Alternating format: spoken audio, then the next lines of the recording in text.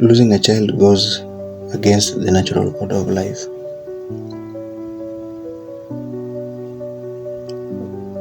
Normally, parents expect to protect, to nurture, and to watch their children grow. So when a child is taken, something inside the parent breaks. Dreams die, plans collapse, and the future feels empty. And even faith itself may be shaken. If you're carrying this grief, if this is what you've been feeling, then this message is for you. Your pain is valid and your tears are sacred. You have a right to feel pain because you lost. This is not just any other loss. You lost a child.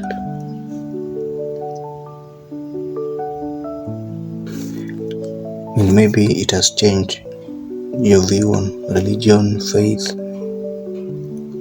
and you might not even want to hear anything from God. But the fact that you're watching this video, it means there's a voice, there's a higher voice speaking to you. And God is not distant from this kind of sorrow. The Bible tells us in John chapter 11, verse 35, that Jesus wept.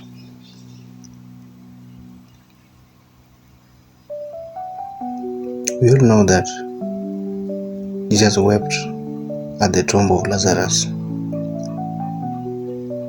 Even though he knew resurrection was coming, he still wept. This tells us that something powerful about God. This tells us that God does not rush grief. God does not shame tears. God mourns with us. This is why even Jesus himself wept. And your tears, you should know that your tears that you are shedding, they do not offend God. They invite His nearness. They invite Him to be near to you.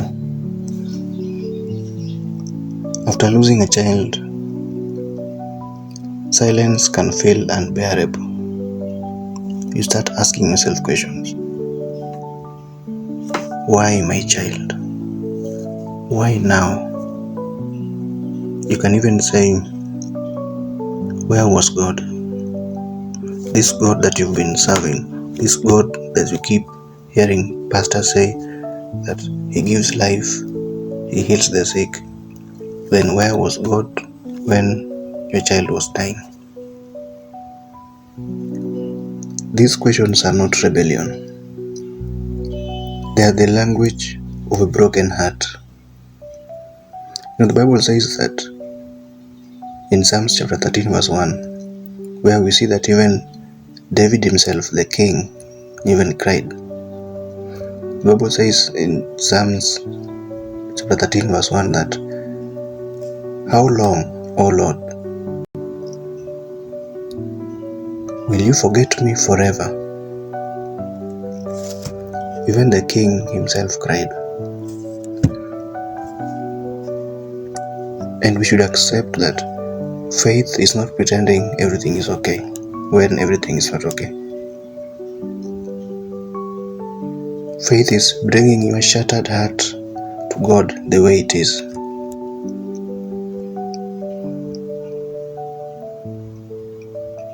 Again, there's a promise in the Bible, the Psalms, book of Psalms, chapter 4, rather chapter 34 verse 18, that the Lord is close to the brokenhearted, not to the strong, not to the ones who have it together, but to the brokenhearted.